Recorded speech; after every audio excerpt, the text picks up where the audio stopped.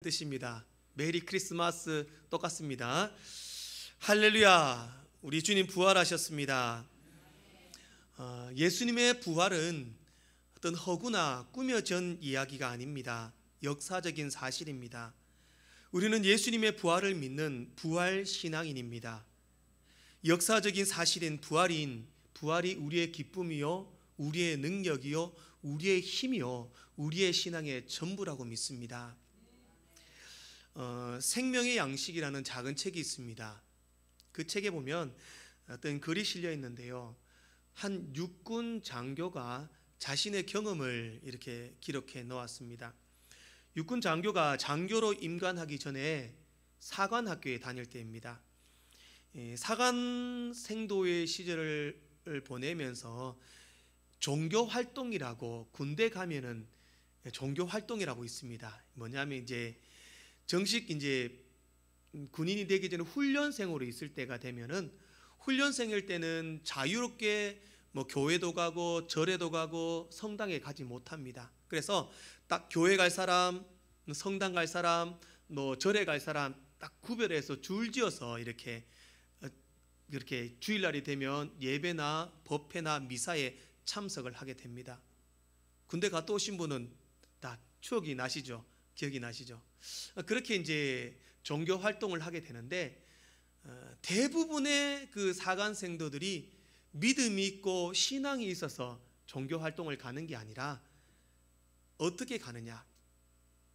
오늘 절에 가면 맛있는 간식을 준다더라. 그러면은 모든 훈련생들이 절로 모여듭니다. 그리고 오늘은 성당에 가면 뭔가 선물을 준다더라. 그러면 또 성당으로 쫙 몰려듭니다. 또 교회에 가면은 피아노 반주자가 예쁘더라. 그러면 그 또 총각 군인들이 또 교회로 싹 몰려듭니다.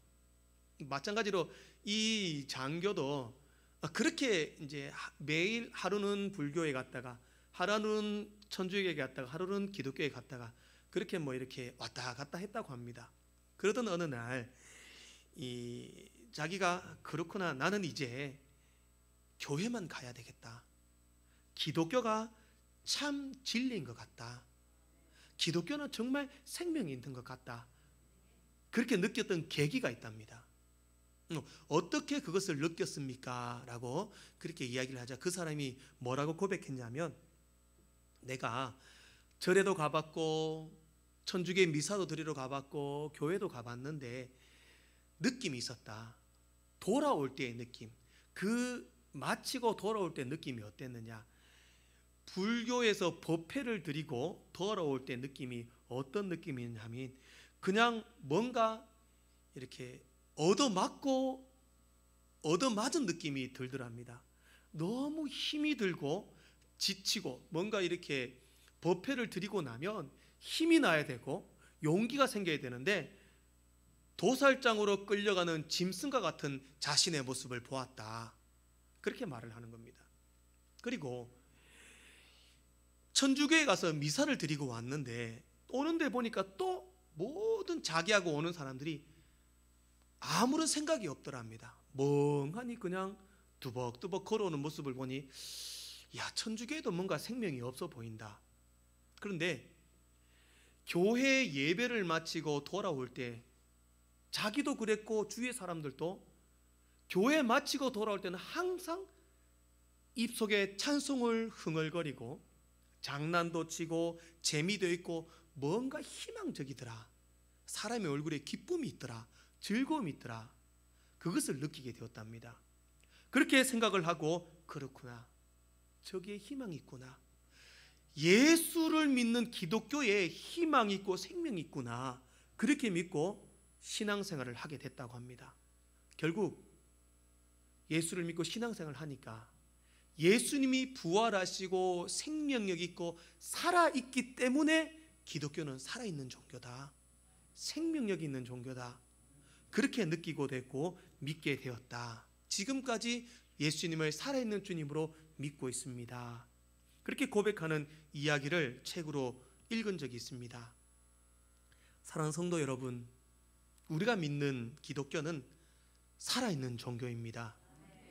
예수님이 부활하셔서 살아계시기 때문에 우리가 믿는 주님은 살아계십니다. 우리는 살아계신 예수님, 그 부활의 소망이 우리에겐 전부입니다. 우리가 예수 믿는 이유는 여기에 있습니다. 예수 믿고 복 받아가지고 돈 잘 벌고 좋은 집에서 잘 살고 자자손손 후손들이 형통한 삶을 누리기 위하여 내가 예수 믿는 것 아닙니다. 내가 예수 믿는 것은 예수님이 부활하셔서 부활의 첫 열매가 되셨듯이 나도 그 예수님 믿어서 부활 영생의 소망을 가지는 것, 나도 영원히 사는 것, 나도 죽음 부활하는 것, 그것을 믿는 것이 우리의 신앙입니다. 우리의 희망입니다. 그 예수님 믿는 믿음 안에 기쁨이 있습니다. 감사가 있습니다. 영생과 부활과 천국의 소망이 있으심을 믿으시기 바랍니다. 모든 인생을 살아가는 사람들에게는 풀지 못하는 숙제가 있습니다. 이 숙제는 믿는 사람이든 믿지 못하는 사람이든 누구도 풀 수 없는 동일한 숙제입니다. 바로 어떤 인간의 힘으로도는 해결할 수 없는 죽음이라는 숙제입니다. 기분 나쁘시겠지만 여러분들도 다 언젠가는 죽습니다. 저도 마찬가지입니다. 죽습니다. 청년들 젊고 힘이 있다고 생각하지만 여러분들이 저보다 오래 산다고 장담하지 마십시오. 우리 권사님보다 오래 산다고 장담할 수 없습니다. 모든 인류에는 죽음이라는 숙제가 있습니다. 그 죽음 앞에는 누구나 진지해질 수밖에 없습니다. 두려울 수밖에 없습니다. 목회자로서 많은 죽음의 순간에 있는 사람들을 만나봤습니다. 그 죽음의 순간에 장난치고 그 죽음을 가볍게 여기고 죽고 나면 어떻게 될까 막 즐거워하는 사람은 한 명도 못 봤습니다. 모두가 죽음 앞에는 진지합니다. 왜냐? 죽음 이후가 두렵기 때문입니다. 후회가 남는 것은 살아생전에 잘 살지 못함의 후회, 또 죽음 앞에 진지하고 두려운 이유는 죽고 나면 나는 어떻게 될까? 나는 어떻게 될까? 성경 히브리서 9장 27절에 말씀합니다. 한 번 죽는 것은 사람에게 정해진 것이요 그 후에는 심판이 있으리니. 모든 인생은 죽습니다. 진리입니다. 불변의 진리입니다. 영원히 살 수 있는 사람은 없습니다. 그러면 그 죽음 이유가 어떻게 되느냐? 심판이 있습니다. 그 심판은 어떤 심판입니까? 요한복음 5장 29절 말씀입니다. 선한 일을 행한 자는 생명의 부활로, 악한 일을 행한 자는 심판의 부활로 나오리라. 이 선한 일, 악한 일 그래가지고 착한 일을 많이 해야 된다, 선한 일을 선하게 살아야 된다, 막 착하게 살아야 된다, 그것을 의미하는 것이 아닙니다. 성경에서 선이라는 것은 믿음을 의미합니다. 성경에서 말하는 악이라는 것은 불신을 의미합니다. 즉 믿음이 있으면은 생명의 부활로, 믿음이 없으면은 심판으로, 지옥으로, 형벌로 떨어질 것이다. 모든 사람은 죽습니다. 죽음 이후에 심판이 있습니다. 믿는 자는 생명의 부활로, 믿지 아니한 자는 지옥의 형벌로. 그것이 모든 인류에게 주어진 운명입니다. 주어진 길입니다. 저는 오늘 예수님께서 죽은 나사로를 살리시며 나는 부활이다, 나는 생명이다 라고 말씀하신 그 말씀의 의미를 살펴보고, 부활이요 생명이신 예수 그리스도를 믿음으로 참 부활의 영광을 만끽하시며 누리시며 세상 가운데 선포하시는 여러분들 되시기를 주의 이름으로 축복합니다. 첫 번째로, 예수님의 부활은 지금 현재의 부활입니다. 오늘 본문에 이제 예수님의 절실한 친구였던 나사로가 죽었습니다. 예수님께서는 죽은 나사로가 있는 베다니에 오셨습니다. 예수님이 오셨을 때는 이제 나사로가 죽은 지 이미 나흘이 지났습니다. 성경에는 시체가 썩는 냄새가 난다, 그렇게 말씀합니다. 나사로의 누이 이제 마르다가 예수님 앞에 나옵니다. 요한복음 11장 21절 말씀에 보면은 마르다가 예수께 여짜오되 주께서 여기 계셨더라면 내 오라버니가 죽지 아니하였겠나이다. 예수님 왜 이제 오셨습니까? 우리 오라버니가 죽기 전에 오셨다면 예수님은 병자도 고치시고 무리를 걸으시고 풍랑을 잠잠케 하시고 오병이어로 5천 명을 먹이시는 그런 기적을 베푸신 예수님이신데 우리 오라버니가 죽기 전에 오셨다면 우리 오라버니를 살릴 수 있었지 않겠습니까? 왜 이제 오셨습니까? 그렇게 예수님께 말합니다. 그때 예수님께서는 실망한 마르다에게 23절에 이렇게 말씀합니다. 23절 말씀을 보면 예수께서 이르시되 내 오라비가 다시 살아나리라. 예수님께서 다시 살아날 것이다 이렇게 말씀합니다. 그러자 오늘 마르다는 예수님의 말씀을 잘못 이해합니다. 24절 보면 마르다가 이르되 마지막 날 부활 때에는 다시 살아날 줄을 내가 아나이다. 마르다는 지금 예수님께서 다시 살아날 것이다 라고 말을 하니까 마르다는 예수님 맞습니다. 나중에 예수님이 재림하시고 우리도 예수님같이 부활할 그때가 되면 우리 오빠도 죽었지만 그때 부활할 것을 나는 믿습니다. 마르다는 부활신앙이 있었습니다. 그러나 예수님이 말씀하시는 것은 재림 때에 부활할 것이다, 살아날 것이다, 그것을 말씀하시는 것이 아니라 지금 당장 나사로는 살아날 거야. 지금 당장 살아날 거야. 그래서 25절과 26절 말씀을 말씀합니다. 예수께서 이르시되 함께 읽겠습니다. 나는 부활이요 생명이니 나를 믿는 자는 죽어도 살겠고 무릇 살아서 나를 믿는 자는 영원히 죽지 아니하리니 이것을 내가 믿느냐. 아멘. 예수님 말씀하십니다. 예수를 믿으면 죽어도 살 거야. 살아서 나를 믿는다면 영원히 죽지 아니할 거야. 예수님의 말씀은 앞으로가 아니라 지금을 말하는 겁니다. 지금 현재 살아서 당장 살 거야. 새로운 삶이 주어질 거야. 살아서 믿는 자는 영원히 죽지 아니할 거야. 부활의 소망은 먼 미래가 아닙니다. 나중 이야기가 아닙니다. 부활의 신앙은 내가 죽고 나면 언젠가는 나도 부활하겠다, 그 신앙이 아닙니다. 지금입니다. 지금 현재 예수를 믿고 입으로 고백한다면 나는 살아서 예수를 믿은 나는 영원히 죽지 아니하리라. 지금의 부활의 신앙입니다. 죽었던 내가 과거는 죽어버리고 이제는 나는 영원히 산 새 인생이 되는 겁니다. 새로운 삶이 되는 것입니다. 내가 달라지고 변화하고 내 인생이 영생의 부활로 새로운 삶을 누리게 되는 것입니다. 영국의 생물리학자이며 종의 기원이라는 저서로 진화론을 발표한 찰스 다윈을 잘 알 것입니다. 이 찰스 다윈이 이 남태평양의 어떤 미개한 섬을 가게 되었다가 그곳에서 짐승도 아니고 사람도 아닌 미개한 종족을 발견하게 됩니다. 말 그대로 뭐 식인종처럼 그런 미개한 종족이겠죠. 그래서 그 미개한 종족을 보면서 봐라, 사람은 원래 저런 미개한 종족이었다. 그러나 진화하고 진화해서 지금의 사람이 되었다. 그렇게 주장을 하게 됩니다. 그때 영국의 한 젊은 신학자가 사람은 진화해서 바뀌고 성장하는 것이 아니라 하나님의 능력, 창조하신 하나님께서 예수 그리스도의 부활의 능력으로 사람을 바꾸고 변화시킨다는 것을 증명하고 싶었습니다.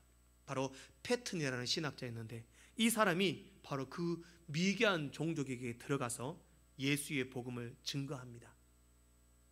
처음에는 복음 증거가 쉽지 않았습니다. 그러나 예수의 복음을 받아들이고 부활하신 예수님을 만나고 경험하자 그 미개한 원주민들의 세계가 어떻게 바뀌느냐, 거기에서 집이 지어지고 문명을 배우게 되고 학교가 세워지게 됩니다. 교회가 세워지게 됩니다. 그리고 그곳이 미개한 어떤 원시 부족이 아니라 발달된 문명을 이루었습니다. 그리고 그 패튼이라는 신학자는 영국 선교에게 이렇게 보고합니다. 인간은 진화되어 변하는 것이 아니다. 부활하신 예수님은 지금도 살아계시기에 짐승 같은 그들을 변화시켰다. 부활의 신앙은 당장 바뀌고 변화하고 내가 예수 믿는 인생으로 새로운 삶으로 거듭나는 것을 의미합니다. 사랑하는 성도 여러분, 예수님의 부활은 지금 현재의 부활입니다. 예수님의 부활과 영생의 소망은 죽음 이후만을 위한 것이 아니라 지금 이 순간 우리의 전부가 되어야 합니다. 그렇다면 죽은 나사로가 지금 당장 살아났듯이 오늘 우리의 인생도 새로운 삶들로 새로운 인생으로 변화된 새 삶을 누려야 할 것입니다. 예수님 부활과 함께 나도 새로운 삶을 누리리라. 예수님 부활하고 새롭게 살아나셨듯이 새로운 변화로 주의 영광을 위하여 살아가리라.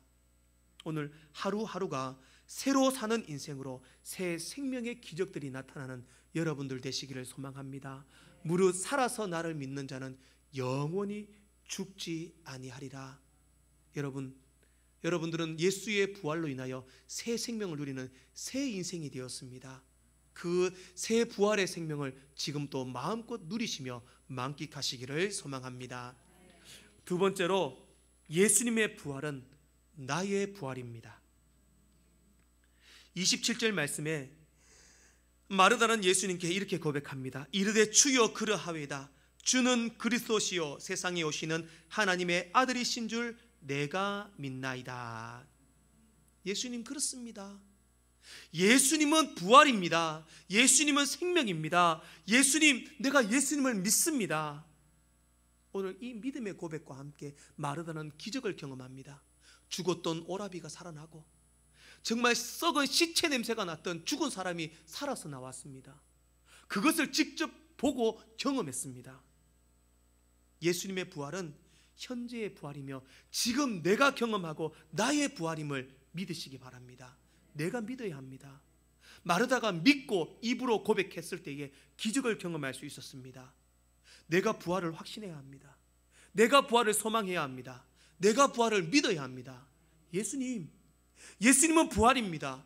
예수님은 생명입니다. 나도 그 부활과 생명을 믿고 영생하리라 믿습니다. 이 믿음이 여러분들의 믿음이 되기를 소망합니다. 경상도 할머니 세 사람이 경로당에 모였습니다. 할매들 늘 모이면은 이런저런 이야기를 많이 합니다. 하다가 보니 어떤 할머니가 이렇게 말합니다.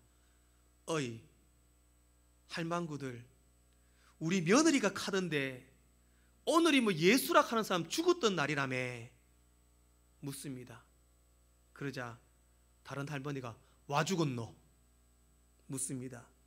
그러자 또 할머니가 뭐 못에 찔리가 죽었다 하던데. 그렇습니다. 그때 또 다른 할머니가 묻습니다. 못에 찔리가 죽는다고? 그 예수가 누군데? 또 물었습니다. 처음 이야기했던 사람이 말합니다. 글쎄 말이야, 우리 며느리가 자꾸 아버지 하던데 사돈 양반인가? 그러니까 또 할머니가 얘기합니다. 에헤이, 사돈 양반 못에 찔리가 죽었는데 문상은 갔다 왔나? 그러자 또 그 할머니가 얘기를 합니다. 갈라케띠마 3일 만에 살아났다 카대.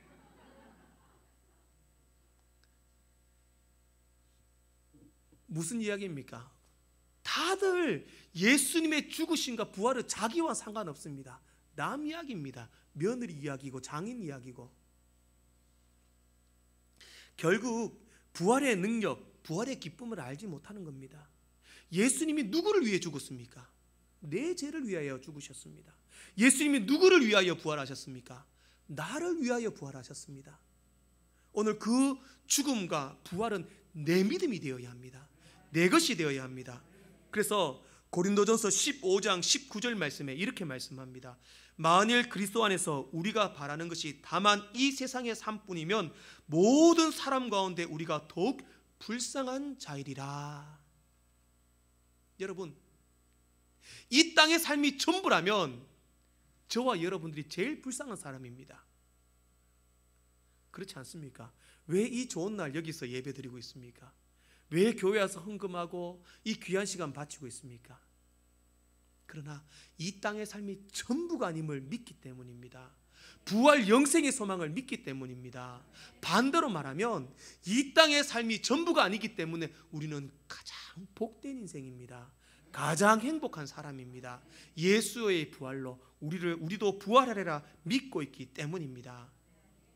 이 땅의 삶이 어떤 삶이라도 상관이 없습니다. 왜냐하면 이 땅의 삶이 전부가 아니기 때문입니다.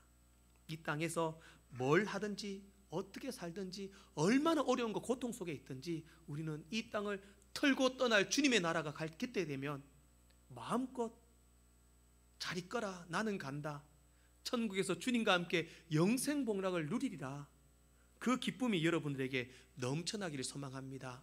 그 기쁨과 부활의 소망이 있는 여러분과 제가 가장 행복한 인생인 줄 믿습니다. 초대 기독교 순교사라고 하는 책이 있습니다. 그 책에 보면 초대 기독교에 수많은 핍박을 당했던 사람들의 사연이 소개됩니다. 약 한 300년의 기간 동안 핍박을 받았던 핍박의 사건들을 기록해 놓았는데요. 당시 초대교회는 여러분들 잘 알다시피 로마 네로 황제의 핍박으로부터 시작해서 수많은 박해가 있었습니다. 특별히 그 원형 경기장은 유럽에 가면 도시 곳곳마다 원형 경기장의 유적들이 있습니다. 그 원형 경기장에는 예수 믿는 사람들을 그 원형 경기장 안에 넣어두고 굶주린 사자를 풉니다. 그러면 사자들이 달려들어서 그 예수 믿는 사람들을 갈기갈기 찢어 피투성이를 만들어 죽여버립니다. 그렇게 원형 경기장에 던져졌을 때에 많은 사람들이 두려움에 떨고 공포 속에 있지만 어떤 사람은 도망치기도 하고 사자와 대적해 싸우기도 합니다. 그런데 그 책에 어떤 이야기가 있냐면 한 어머니와 어린 아이가 그 원형 경기장에 떨어졌습니다. 사자가 풀려집니다. 사나운 사자가 당장이라도 삼킬 듯이 그 어린 아이와 어머니를 향해 달려듭니다.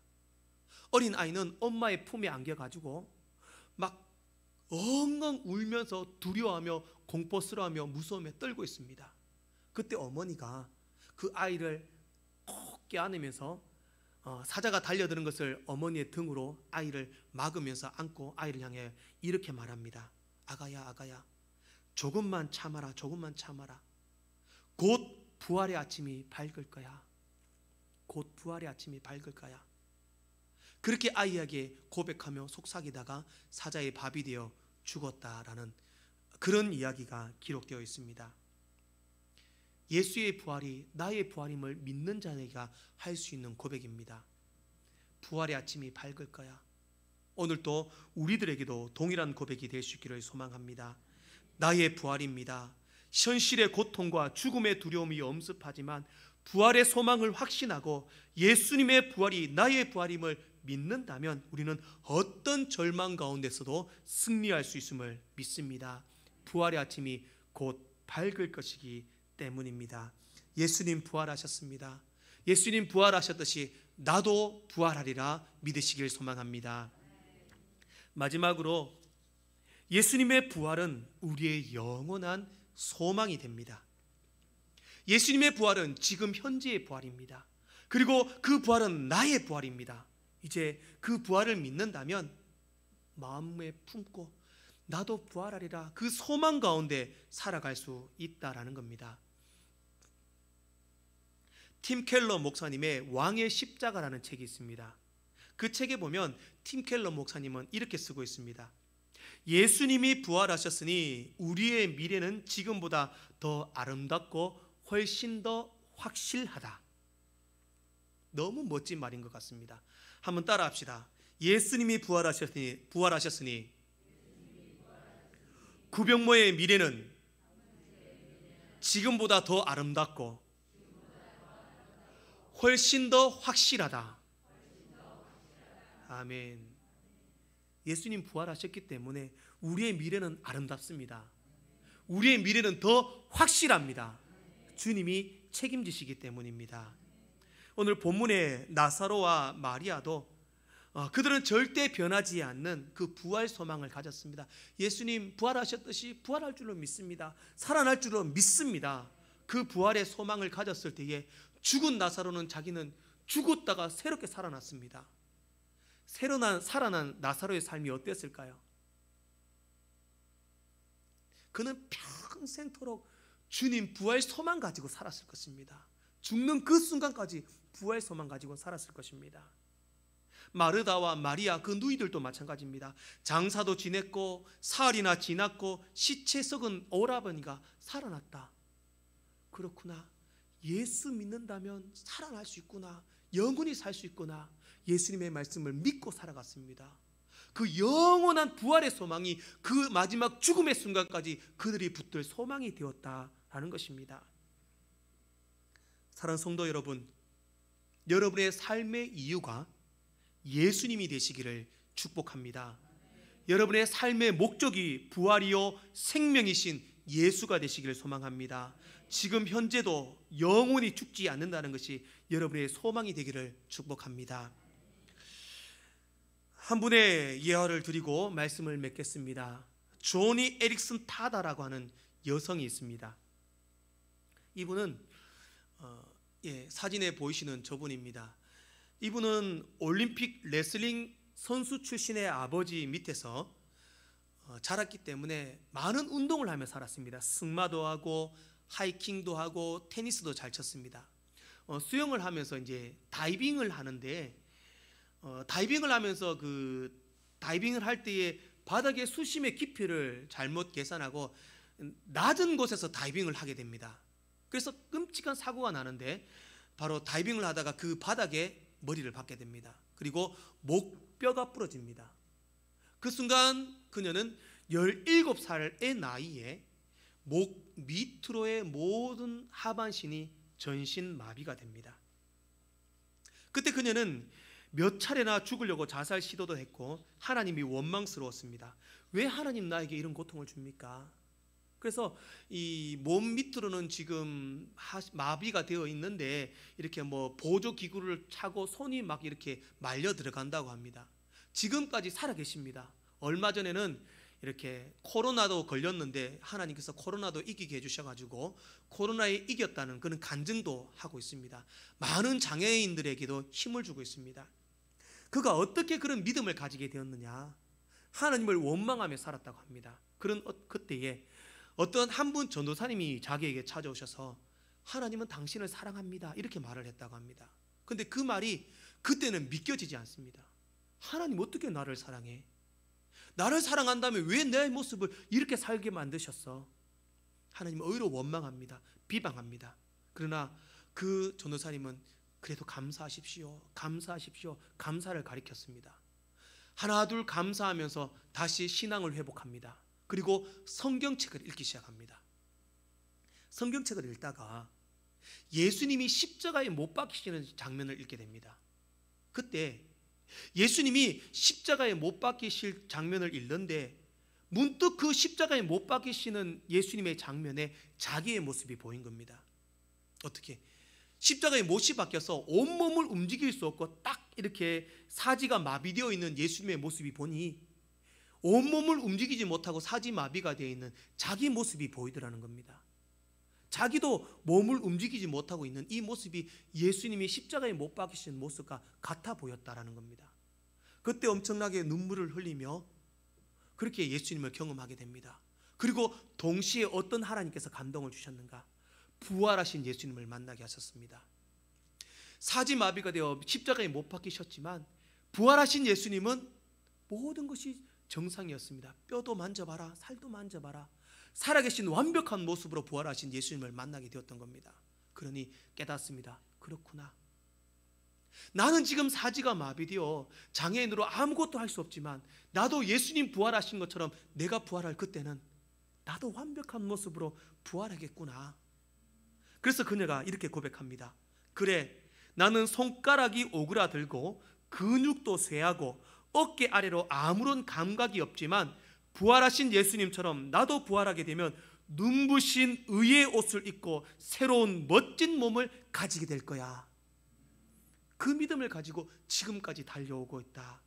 그 소망이 자신의 소망이 되었다. 그렇게 선포하고 있습니다. 사랑하는 성도 여러분, 기대되지 않으십니까? 과연 부활한 나의 모습은 어떤 모습일까? 예수님의 부활은 지금 현재의 부활입니다. 그리고 나의 부활입니다. 또 우리의 영원한 소망입니다. 부활을 바라보고 그 부활을 믿고 영광스럽고 멋진 부활로 주님과 함께 누릴 저 천국 영생을 소망하시는 여러분들 되시기를 축복합니다. 기도하겠습니다.